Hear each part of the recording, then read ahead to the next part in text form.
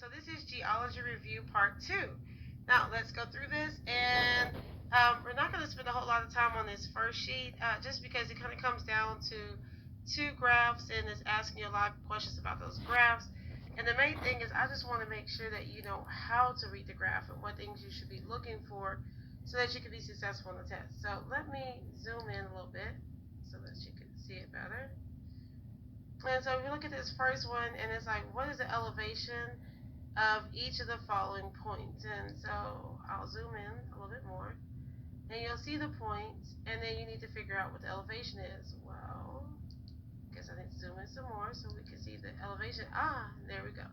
We have some numbers. And so you'll look at this elevation is 700. This elevation is 500, and it's a loop that goes all the way around. So, look, A is 500 because that loop goes all the way around. And so we'll talk about that in a little bit. And if this is 500 and this one is 700 here, there's 1, 2, and that one is the 700 followed all the way around. So then that means this one is 600. So this is 500, 600, 700. Okay, so B would be 700. All right, and D would be 600. So let's go through and see, how did I get that? How did I come to that? And so sometimes they'll ask you, what is the change in elevation from C to D? So you need to make sure that you know where you started and where you're going, because you don't always start at 0. So make sure you know where you start and where you're going. And yes, you can use a calculator. We'll have those available for you to do.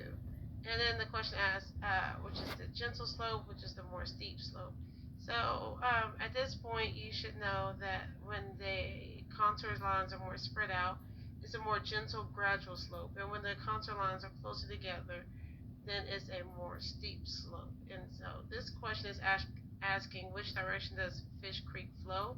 So we'll look into that in just a little bit, but I'm going to zoom in again, and you'll notice right here it has a compass. So it has north, east, south, west.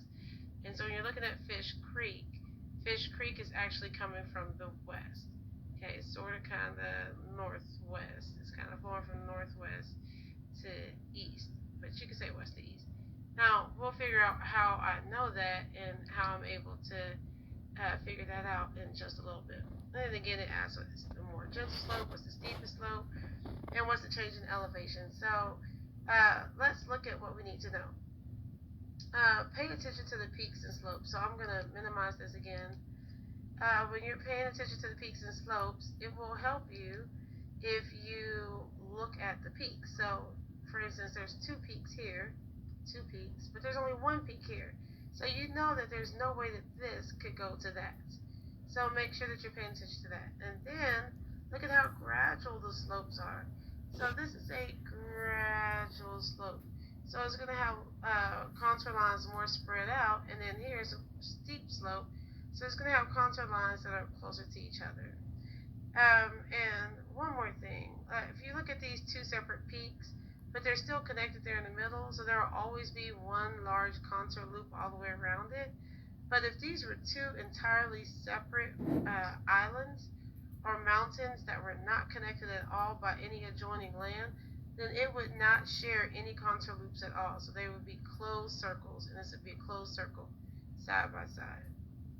Alright, so remember paying attention to the peaks and to the slopes.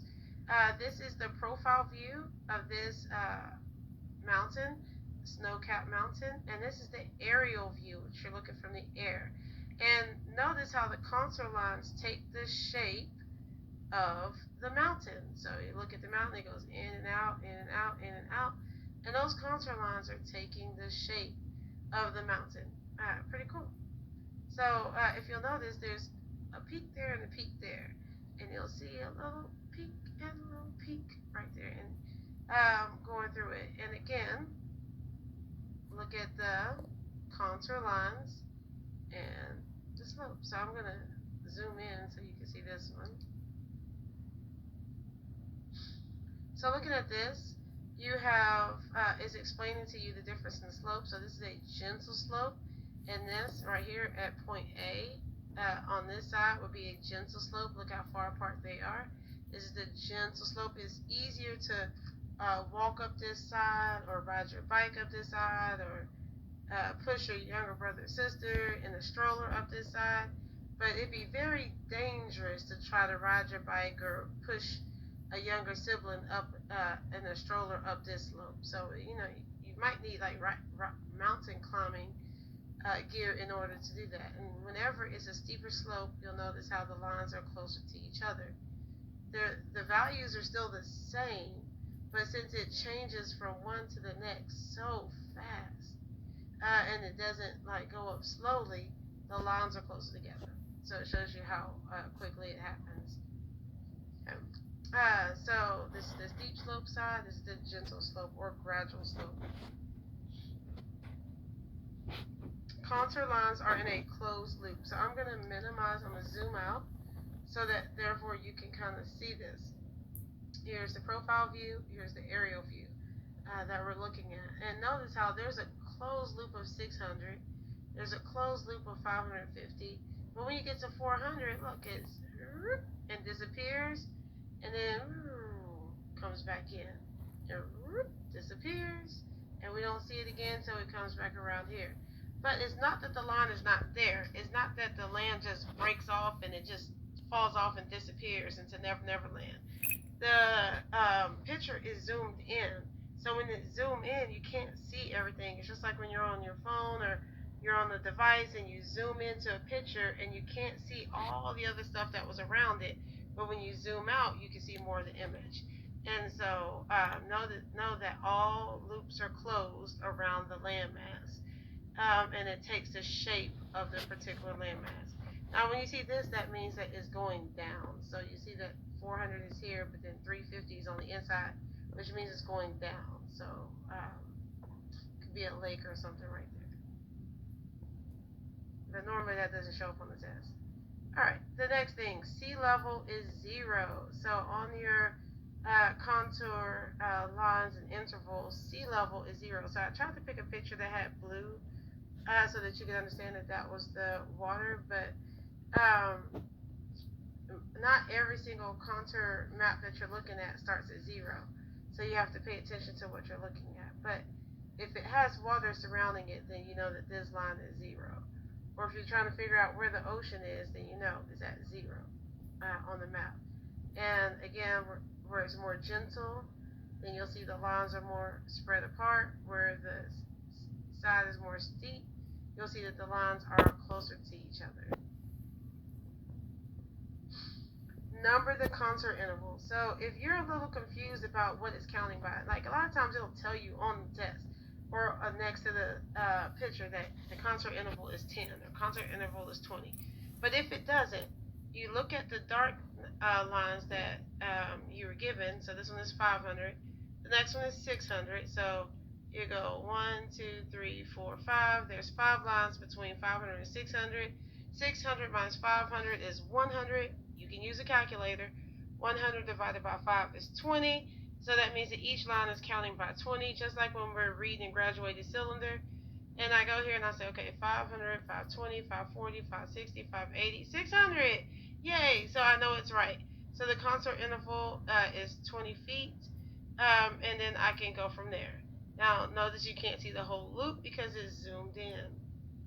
So normally on the test or whenever I'm doing something, if they ask me what's the difference in elevation and I have time, I'll go back and number each of the lines just to make sure that I didn't make any simple mistakes. And remember, if you have something right here, you can't say, oh, the difference in elevation is 600 because I didn't start at 600. I started at 500. So the difference in elevation would be 100. Okay, so the contour lines bend over a river. So I told you I would tell you how I knew which way that river was going. So I love this picture because the ocean is at the top. And yes, the river is flowing down to the ocean, but it doesn't mean that the ocean has to be at the bottom of the picture. So here on this image, the river is flowing down to the ocean. Yes, the ocean is at the top of the picture, but it's still going down. Notice how The contour interval is 200, and that is 100, and then all the way to, what was the ocean? 0. All the way down to 0. Now, how I knew which way the river was coming from is because look at these contour lines, they bend. The contour lines bend when it crosses a river. It normally makes more of a sharp V, but it bends when it crosses the river, and it always bends in the direction of where the river came from. So it's kind of like if somebody threw something in class, and I say, who did that? And everybody points and says, they did it. Well, they're pointing back to where it came from. Well, that's the same thing with the river. The contour lines are pointing back to where that river came from, where it started, and it's flowing down to the ocean. And that is everything. So just remember, the contour lines bend when it crosses a river. It points back to where it came from. The sea level is always 0. The contour lines are always in a closed loop, even if it disappears for a little bit off of the screen. Always pay attention to the peaks and to the slopes. Know what you're looking at. If there's the lines are close together, it's more steep. If they're more farther apart, is more gradual or gentle. And look at if they are sharing a base. So if they're sharing a base, they should be connected. If they're not sharing a base, they should be separate. All right, Panthers, have a wonderful day. Make good choices.